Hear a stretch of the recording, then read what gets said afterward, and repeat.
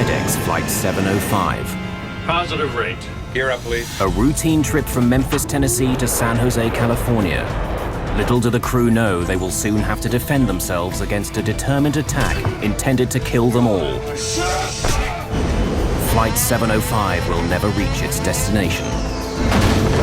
We've had an attempt to take over. Investigators will uncover a meticulous plan and a desperate motive. 3,000? We're not getting any oxygen. We have the terrain alarm. Even tower, Aero Peru 603. We are in an emergency.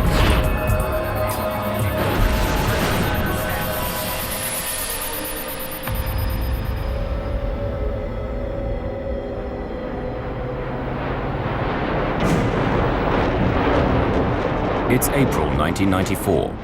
A FedEx cargo plane is on its way to California. It's a perfect day for flying. Altimeters? 9s and 2s here. But behind the cockpit, in the galley area, a disaster is about to unfold. The pilots of FedEx Flight 705 are seconds away from an unprecedented situation. God almighty.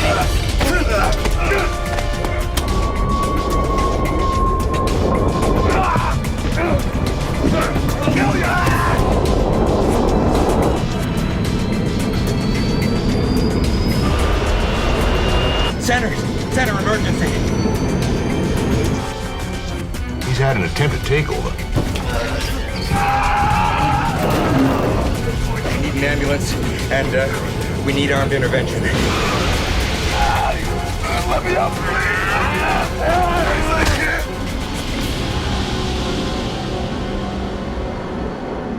April the 7th, 1994. Worldwide headquarters of Federal Express in Memphis, Tennessee. Servicing 171 countries, the company delivers over 2 million packages per day and works to a tight schedule. Flying conditions are perfect at the Memphis airport. FedEx Flight 705 to San Jose, California is preparing to depart with a 3-man crew.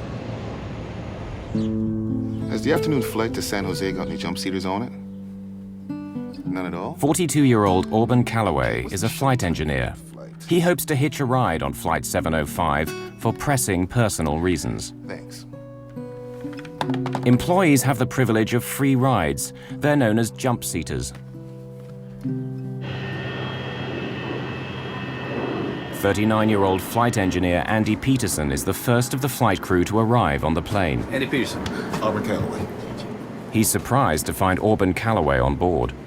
My first thought was, well, scheduling has also called someone else out for the flight, and now we've got 2 engineers. So I said hey to him and then asked him if he was going to be riding out to San Jose with us, and he said he was, that he was going to ride the jump seat out.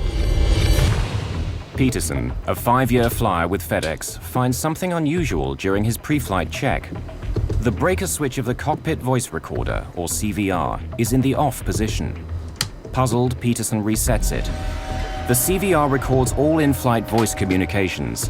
It's a crucial tool for investigating air disasters. No large commercial airliner is allowed to fly without one. The cockpit voice circuit breaker, it had popped out, which means the power's off to the cockpit voice recorder. So I'd never seen that before, and I thought, well, that's kind of weird. 49-year-old pilot David Sanders and 42-year-old co-pilot James Tucker are next to board and prepare for departure. Auburn Calloway. You mind if I hop around with you guys, California? No, not at all. I don't see any problems today. Everything looks good. You play the guitar? I play at it. He was very cool, calm, collected, nothing indicating anything was amiss. Actually noticing there was a guitar case off to the right in front of the 9G net. But I couldn't wait to get in the cockpit and start going through cockpit checks because we had a lot to do. But something was amiss. They didn't know it, but Calloway had originally been scheduled to be the flight engineer on this flight. However, he and his crew had exceeded their flying hours by just 1 minute the previous day, so they'd been replaced. But Calloway was determined to make Flight 705 no matter what. I think she'll fly. All the nuts and bolts are in? Yeah. When I came back out on the airplane and went back up to the cockpit, I noticed that circuit breaker had popped out again. So I reset it and decided that I would see if it would stay in instead of calling maintenance at that time, that I'd just wait and see if it popped back out, that I would call maintenance, because that is a no-go item. If the CVR is turned off, there will be no audio record of the events aboard Flight 705. You want to fly this leg of the trip, or do you prefer the return trip? You never know when you're going to get another chance. I met Jim Tucker that afternoon. Jim had been with the company for 10 years. In fact, he was an instructor in the DC-10. Andy Peterson and I had had a trip together. In fact, we flew to Paris one time. The crew is flying together for the first time. Both Tucker and Sanders are ex-Navy. Sanders has been with FedEx for 20 years. James Tucker, who has a wife and 3 children at home, has been with the company for 10 years. None of the crew know Callaway or his reasons for being on this flight.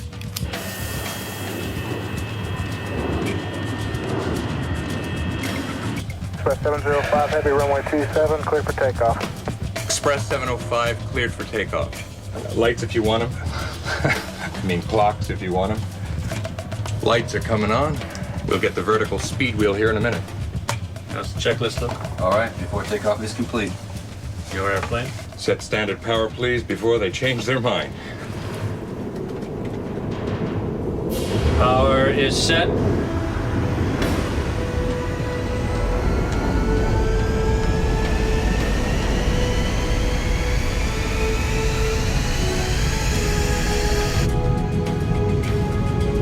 Knots. Head checks. V1, rotate.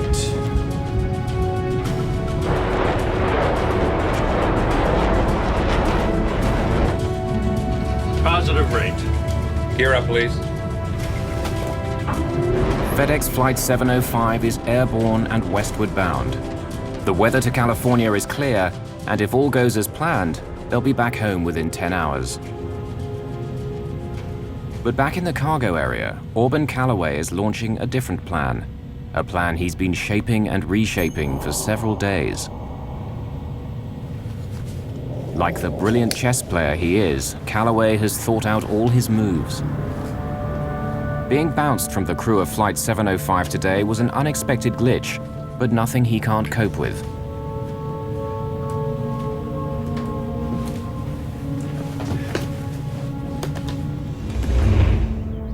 At his home that morning, Callaway already had to make a small adjustment to his plans. The flight bag he'd planned to take with him on his journey is in for repairs, so instead he packs a guitar case. As a company employee, he's unlikely to be searched, and a guitar case seems innocent enough.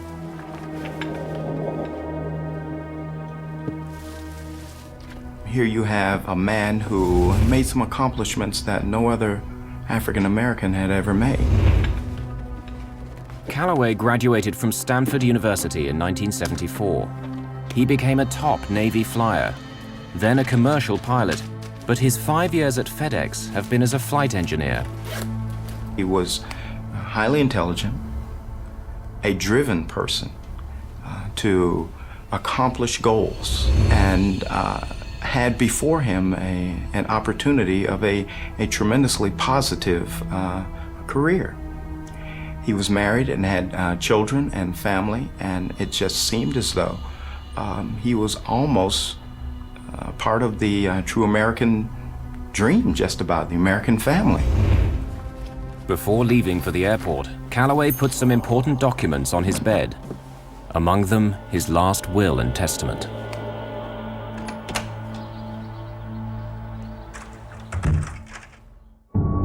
FedEx Flight 705 is several minutes outside Memphis, still climbing and passing through 5,800 meters. Jim Tucker is hand-flying the airplane, using control wheel steering mode and enjoying the clear afternoon skies. A couple of meters away sits Auburn Callaway. Behind him lie frustrated expectations of a brilliant career and a marriage that ended in tears. 2 minutes? 9s and 2s here. After takeoff is complete. Callaway has a terrifying plan. His guitar case is packed with several hammers and a spear gun. Out of sight of the crew, he gets his weapons ready.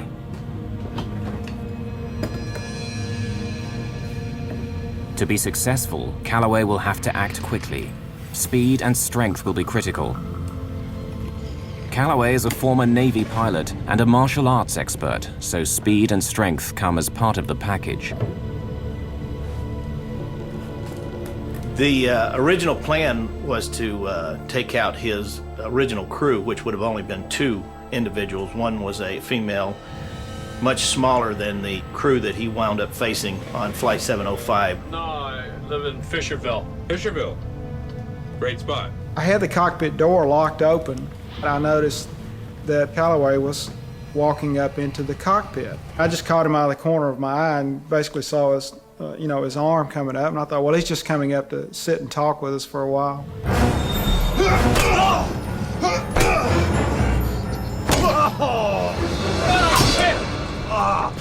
Excruciating pain, blinding pain.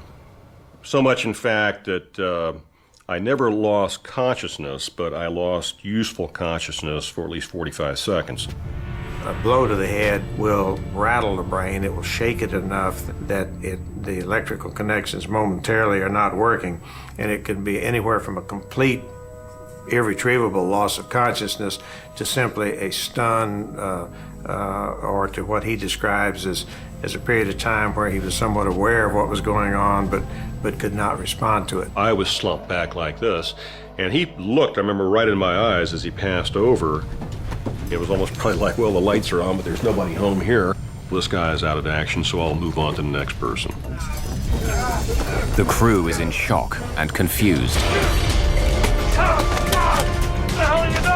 What I saw was simply a face and his eyes and an object coming down at me.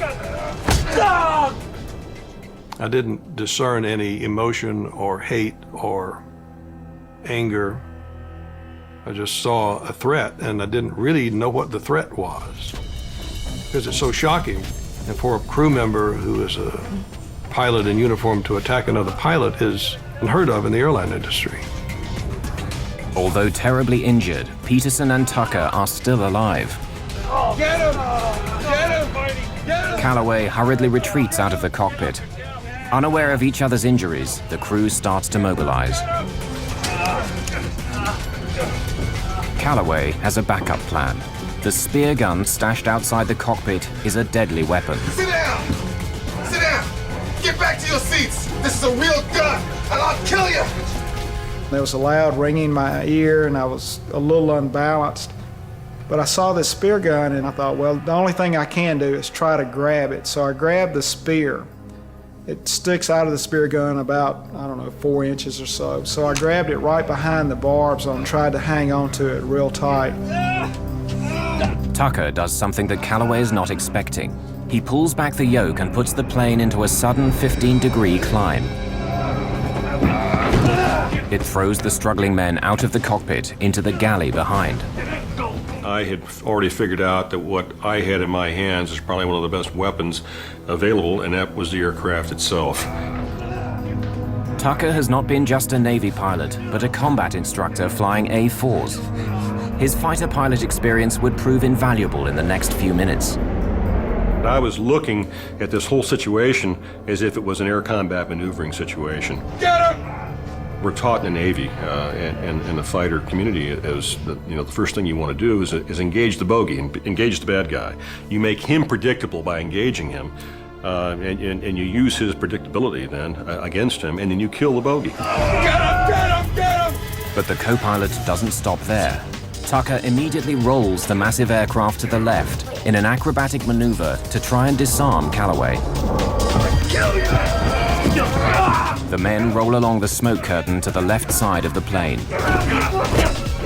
I knew that I had to do something very abrupt, very, very rough, and something that he would not be expecting.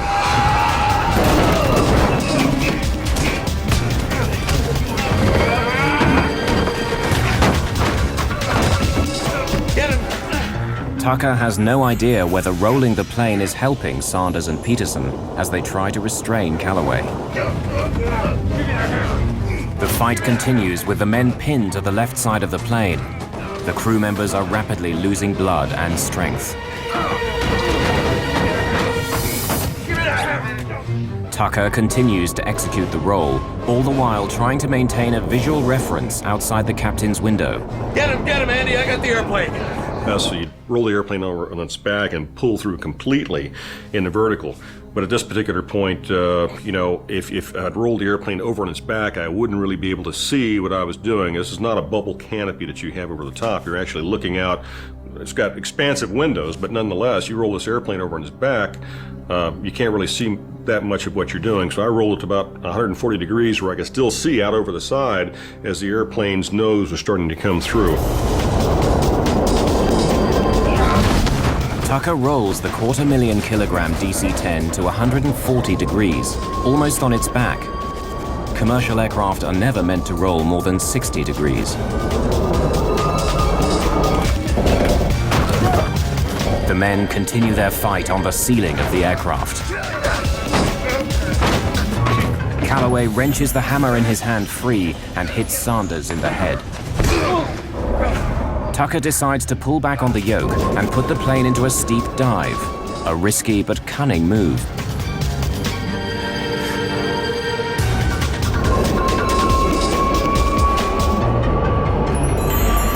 The G-force of the dive pushes the men back along the ceiling to the smoke curtain. The plane is traveling at a very dangerous speed. Tucker is making demands of the aircraft for which it was not designed. DC-10s are never meant to be flown past 695 kilometers per hour. Tucker is over 800 kilometers per hour. No DC-10 in history has been flown so fast and survived. The airspeed indicator was maxed. It was all the way to what we call the barber pole. Couldn't go any faster, but you could tell that you were going quite a bit faster because of things you don't normally hear in a jet that size, and one is the incredible amounts of sound of wind coming across the cockpit. The plane approaches supersonic speed. With the increased airspeed, the airflow over the stabilizer becomes disrupted. The elevators begin to flutter back and forth. If the flutter becomes more pronounced, they may become inoperable, and Tucker will no longer have the means to pull the plane out of the dive. If I didn't pull out soon, the airplane was probably going to come apart because I was getting into a phenomenon known as Mach tuck, where the airplane is pitching over because the airspeed is increasing so much. The wind flow over the surfaces of the wings is doing things that it's not even designed to do. The injury to the left side of Tucker's brain is beginning to paralyze functions on the right side of his body. Tucker notices something alarming. The plane is traveling at this incredible speed because the throttle levers have been left in their automatic climb setting from takeoff. The DC-10 is now in a vertical dive with the engines at nearly full power. Tucker must release his only usable hand from the yoke to pull back on the throttles. With power reduced to idle, the DC-10 is still not out of danger. Despite Tucker's maneuvers, Calloway is gaining the upper hand. Calloway hit me with the third blow, which was in the top of my head, nearly rendered me unconscious. I began to gray out. At that very same time, it occurred to me we might lose this thing. As Tucker starts to pull the plane carefully out of the dive, the elevator flutter increases. Balance panels, counterweights that help the pilots manipulate the elevator, break free and begin to wrinkle the skin of the stabilizer. Tucker fears that if he pulls back too hard during the dive, all the surfaces on the tail section would be in danger of coming off.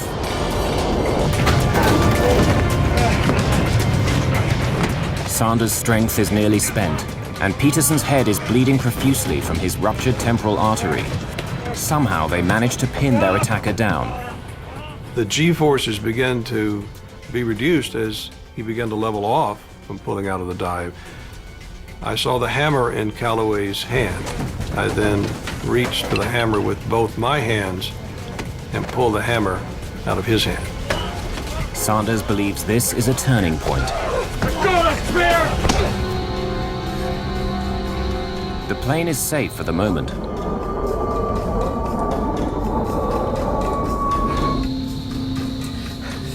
About a minute after the attack begins, Tucker finally has a chance to radio Memphis. Center, emergency.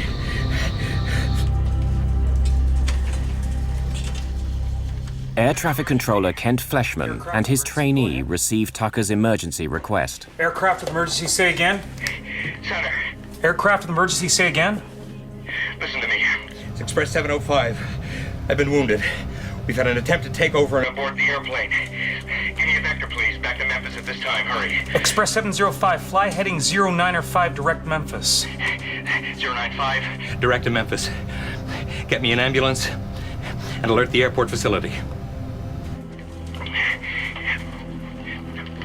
Hey, Memphis, you still with me?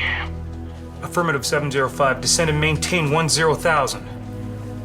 Fleshman takes action in case the hijacker has a gun. If he can get the plane below 3,000 meters, a bullet hole in the fuselage will not cause explosive decompression. Tucker hears the fight increase in the galley. Again, he uses his only weapon, the aircraft. The maneuver throws the men onto the side of the plane. Let go of the spear! Look, just keep talking to me, okay? Express 705, affirmative. If you need an ambulance, stand by and we'll get that for you. Yeah, we need an ambulance, and, We need armed intervention as well. Make sure and notify the SWAT team he's asking for armed intervention. Fleshman recognizes the term armed intervention as the most serious request from a pilot. It means they want armed officials to storm the plane upon landing. Memphis approach has to be alerted. We have an emergency, Express 705. He's had an attempted takeover on the aircraft. He's had an attempted takeover. Okay. Radar contact, put him on 119.1. Paul Candelino, a 44-year-old veteran controller, now spots Flight 705 on his radar screen. But something's wrong. The plane is heading away from the airport. It looks like the hijacker has seized the plane. The crew of FedEx Flight 705 has been attacked by a co-worker and have declared an emergency. Intervention. Air traffic control watches helplessly as they fly away from the airport, while the fight for control of the plane continues. Co-pilot James Tucker is pushing the DC-10, his best weapon, to its limits. He now throws the wheel round, flipping the massive plane in the opposite direction. Tucker, drawing on his military experience, reverses the role, keeping his maneuvers unpredictable. Here I am, all alone in the cockpit. The fight is still going on in the back. I don't know who's winning, I don't know who's losing. And that was about the only time I really had time to be frightened. And it was a very horrifying situation at that point, thinking that quite possibly Auburn was winning. 3.5 minutes after the attack, though pinned and injured, Auburn Calloway will not relinquish the spear. The anger was coming in then, and so when I hit him, it was with the intent to disable him and eliminate his ability to fight. Not kill, but to injure him sufficiently that he could fight no more. So when I swung the hammer, it was with all the strength that I had. Sanders and Peterson momentarily subdue Calloway. Put it on autopilot. Hey, get back here. The captain's yelling at Tucker to come and help, but he's the one flying the plane. Express 705. I've contact Memphis approach on 119.1. They are aware of your emergency. Jim. Quick, Jim. Request a single frequency approach. Single frequency approach, Roger. We'll pass that along. 119.1. Put it on autopilot. Come on, Jim, quick! Get back here. But you have to understand that that's probably the strangest request that I've ever had, come my way, because here I am, the only one up front in the cockpit now, and for me to go ahead and get up and go to the back means I've got to, first of all, stand up, which I didn't know until the particular time I tried to stand up. It was very, very difficult to do so. Jim Tucker, with a fractured skull and only one side of his body functioning, puts the plane on autopilot and struggles out of his seat to help. Okay, wait a minute, I'm coming. Autopilot. but the plane's gyros haven't stabilized sufficiently for the autopilot to take over. Okay.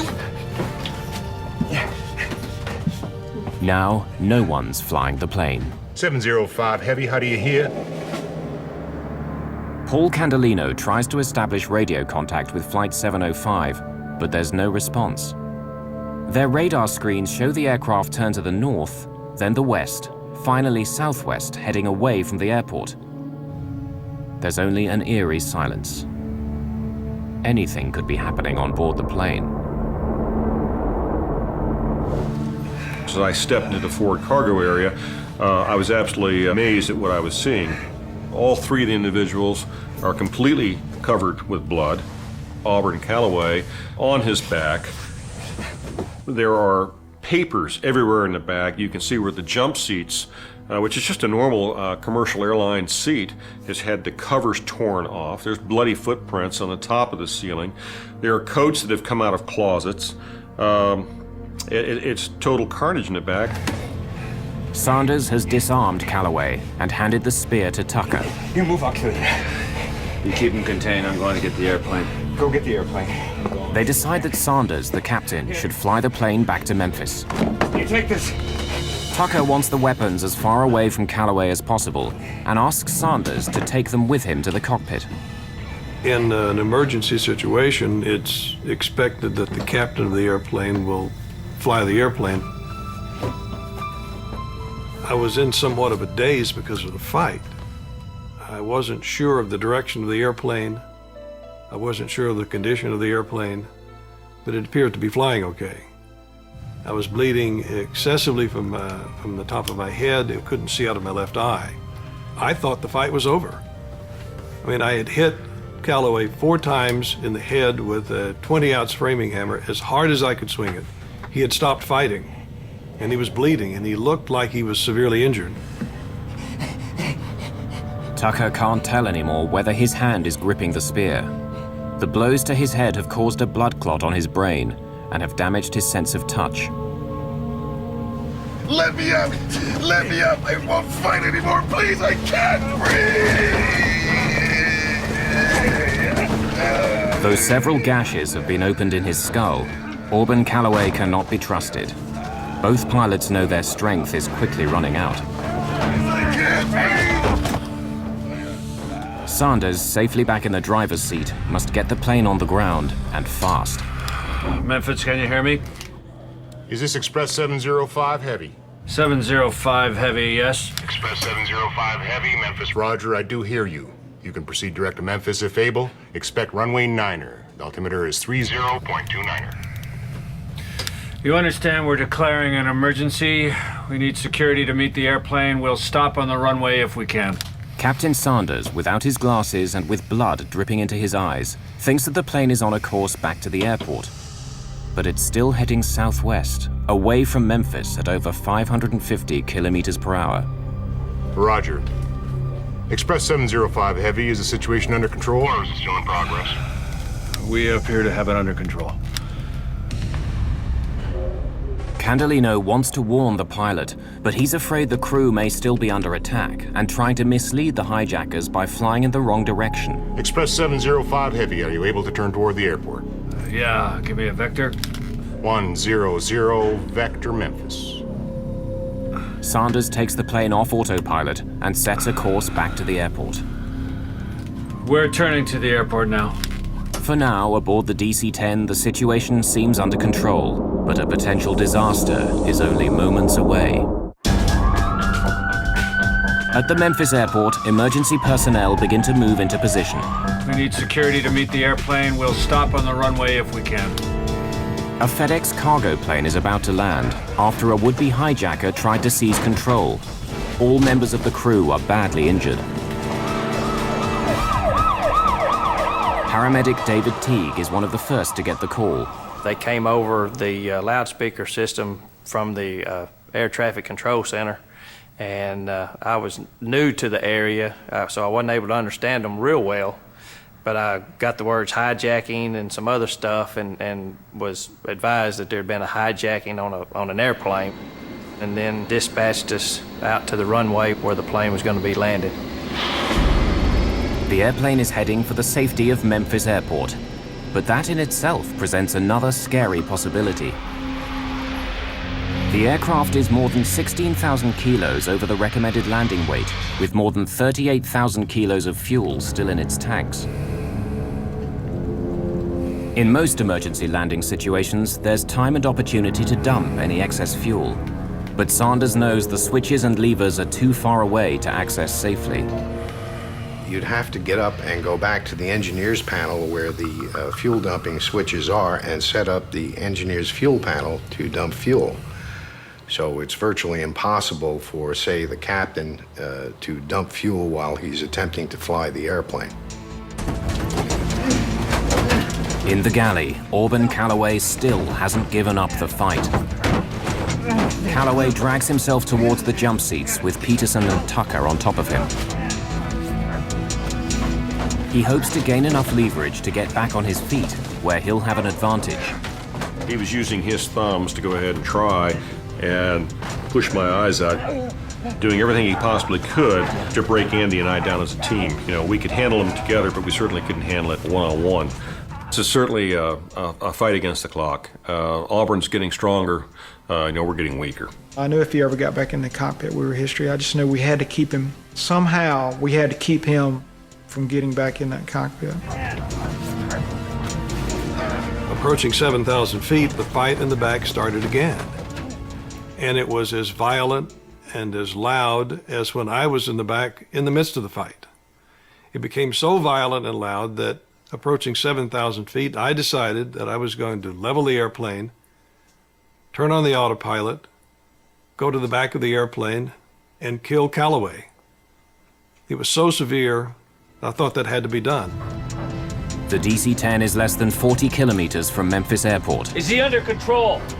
I don't know. The sound of the struggle worries Sanders. He decides this has to end. I released the seatbelt, climbed out of my seat, headed to the back of the airplane, and Jim Tucker said to me, "David, I think we have him under control now." I said, "Are you sure?" Yeah, he is. He said, "I think we have him under control." I went back to the seat, climbed into the left seat of the airplane, continued the descent on down toward the airport. Express 705 Heavy, verify the situation is still under control? Yeah, it's sort of under control. Wind is 030 with 5, cleared to land runway 9er.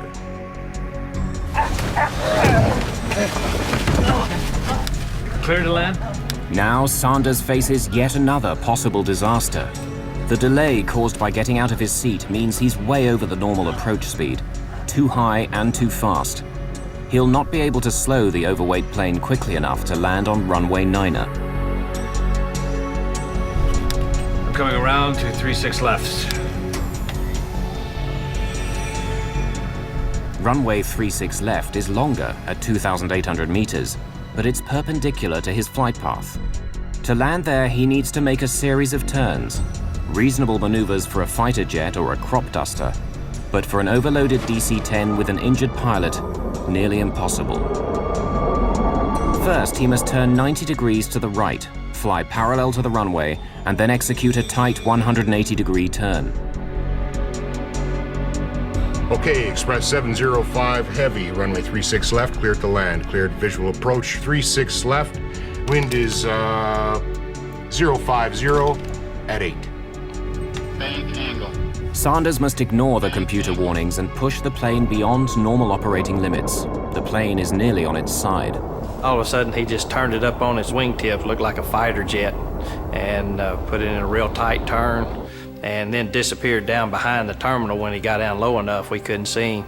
And at first, I thought he might have crashed because there was some construction going on the airport at that time, and there was some smoke coming up south of the terminal, kind of where we were going. A hammer is lying in the galley. The men struggle to reach it. This could be Calloway's last chance to gain control. Sanders has turned 90 degrees to the south, flying the downwind leg parallel to runway 36 left. The airplane was probably at about 300 feet above the ground at that time. The throttles are at idle. They've been at idle since I left 7,000 feet. That's an extremely unusual engine power setting to land a big airplane. You always land, make the approach with power on, a lot of power on. In this case, it was at idle because I wanted the airplane to slow down so that we would not exceed the limits of the landing gear and the flaps, so that we would touch down at or below 195 knots.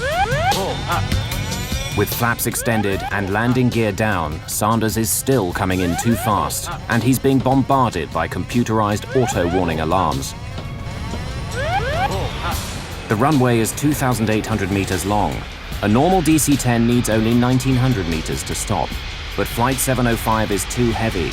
Even this runway may not be long enough.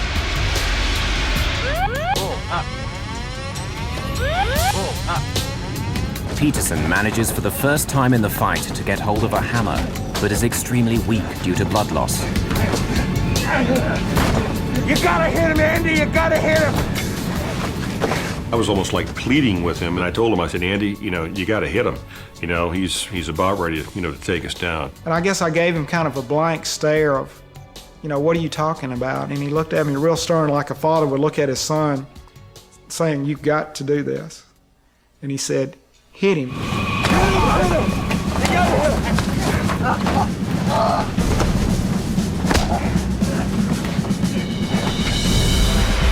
The DC-10 is only meters above the runway, traveling at 382 kilometers per hour. Sanders can only hope he won't explode the tires or crash beyond the runway.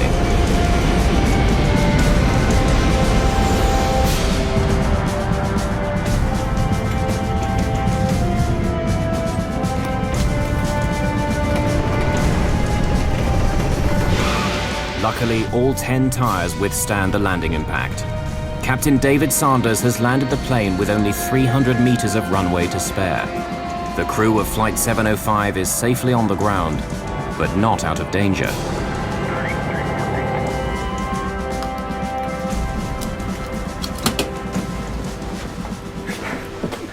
Blow the door!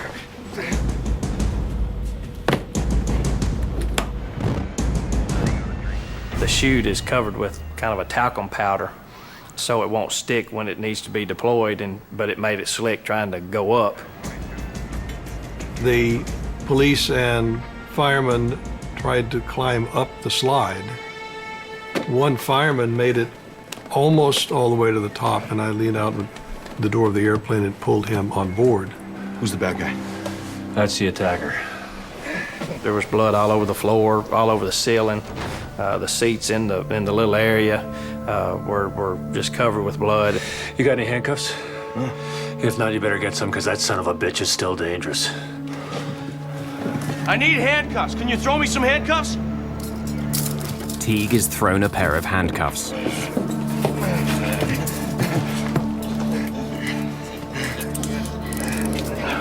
Stand here in the middle of the chain. Ouch! Get your foot off! You're hurting me! Ow! Sanders holds Calloway down as Teague examines Peterson, who barely has a pulse and is the first crew member to leave the plane. Sanders is the last member of the crew on board. Standing in the door of the airplane, I had a sense of euphoria I've never experienced before or since. It was the sense of we had been there, and we came back and we won.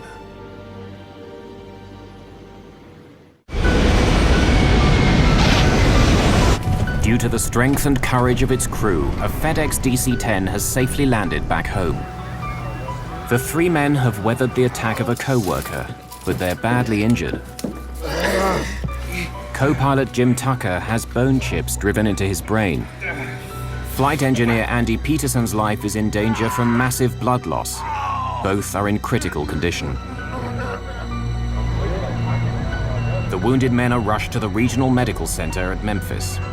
The pilot, Dave Sanders, shares an ambulance with Tucker. It's only during this ride that he realizes the extent and severity of his co-pilot's injuries. Tucker is taken to emergency by stretcher. Sanders is helped, but can walk.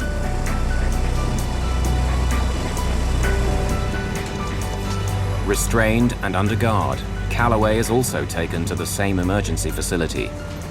But the important question still remains: why did Auburn Calloway attack the crew of Flight 705? The full story is beginning to unfold.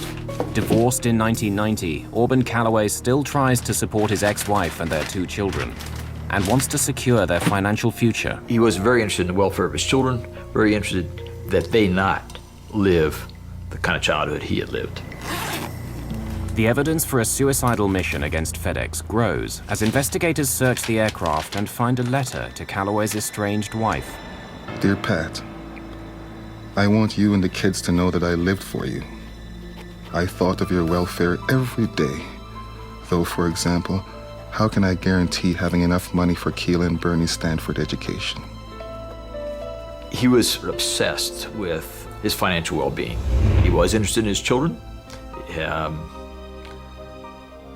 I tend to believe he's interested in his marriage. And I know his marriage was coming apart, or had come apart, basically, at the time of this incident. But I suspect he was also a difficult man to be married to. By April the 7th, 1994, Calloway may be thinking his career is over. Life had been one disappointment after another. The failed marriage, the kids he can't afford to send to university, the brilliant pilot who ends up as an engineer on a cargo plane. And now even that may be about to go. The following day, he's supposed to report to a FedEx hearing about falsified information he'd given the company. During our investigation, it appeared that he had overestimated the number of hours of flight experience that he had, and that the company was taking a look at this. Calloway may be afraid he'll be fired. At just 42, his professional life could be finished. He comes up with a solution. The goal is to leave my children well off. The goal is to escape, I guess, the pain of this life. I can't continue to participate in this life and still leave them well off because I'm fixing to lose my career. And I won't have the ability to provide for them like I'd like to. But my life has value if it's given in an accident. Calloway cashes in all the funds he can lay his hands on and sends a total of $54,000 to his ex-wife. But his life insurance is worth about $2.5 million if he dies in a work-related accident. I would much rather go on a date, time, place, and a method of my own choosing. I resolved some time ago that the next time my security and future is threatened or seriously jeopardized, it's time. My time to go. Perhaps he believes his family would receive the maximum insurance payout if he crashed the plane in an apparent accident.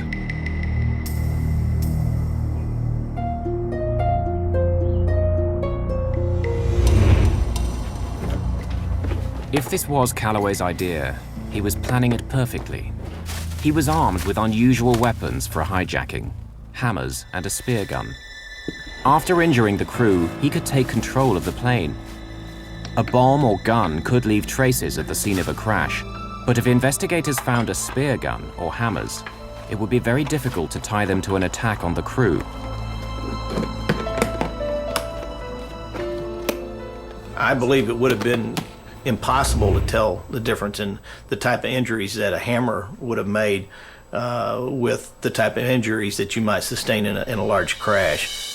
Auburn had spent the week leading up to this incident preparing to die and basically get his affairs in order. Calloway even goes to a lawyer to change his will before boarding the FedEx flight. He left his will and testament on his bed so that it would be easily found. For any crash to look like an accident, there is a key obstacle: the plane's cockpit voice recorder. Switching off the CVR's power would disable any recording. I think she'll fly. As long as all the nuts and bolts are there. Yeah. If Peterson in his pre-flight inspection discovers the thrown switch, it would be a setback. But Calloway would know he simply has to fly the airplane for half an hour. That's the length of the tape's recording time. After 30 minutes, any incriminating recording would be gone forever. Now, I think he was going to do something very, very horrible with it.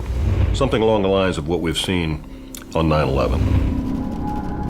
Had Calloway been able to seize control of the plane, he could have crashed the DC-10 with over 38,000 kilos of fuel aboard into any site, including the FedEx headquarters, the hub, crippling his employer and killing a large number of workers on the ground. It would have been the ultimate revenge for perceived injustices by the company.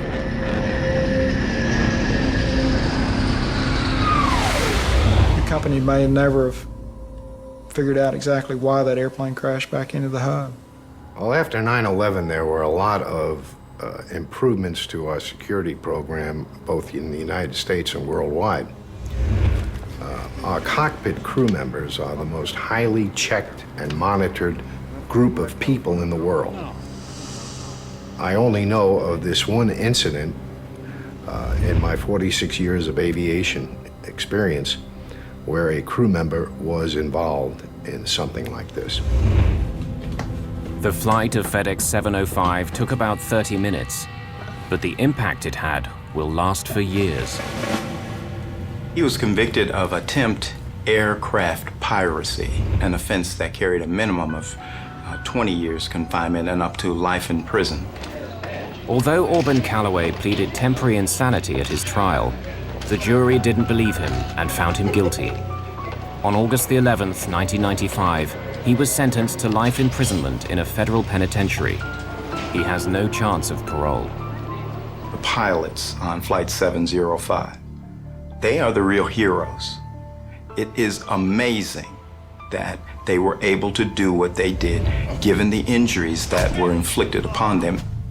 When someone's struck with a hammer on the skull, there can be linear radiating cracks that go out on the skull. And then if it's hard enough, there may well be in-driven bone right at the site where the hammer head hits the skull and drives it into the skull. This is a replica of my skull cap. It was put together by use of a CAT scan protocol to give the proper shape of my skull and also the shape of the defect that we're dealing with here. This is the area that I was hit on the left parietal.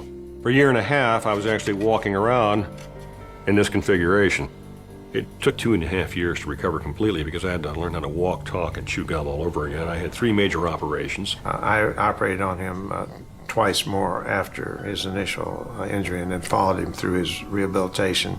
They can fashion a piece of material to fit the exact size of the defect, the shape of the skull, and of course the thickness of the skull as well.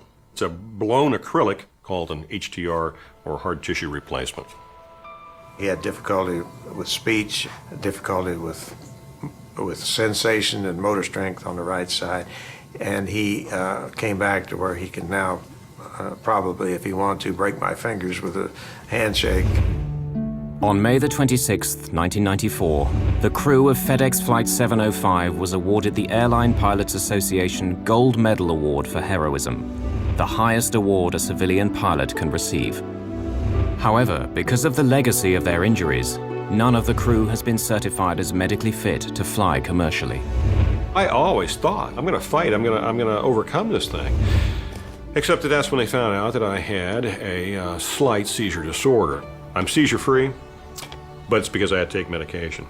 And the only way for me to be able to fly without somebody with me is to be off of medication. At this particular point, it's been ascertained that I'll never be able to do that. I'll be on medication for the rest of my life. I miss the flying. Every time I see an airplane go over, I wonder where it's going. So I miss that part of it. But I really cherish the fact that, I'm still alive and able to be with my family. The bond of pilots and what you do together in the airplane, outside the airplane, all that, I miss that. I miss it very much.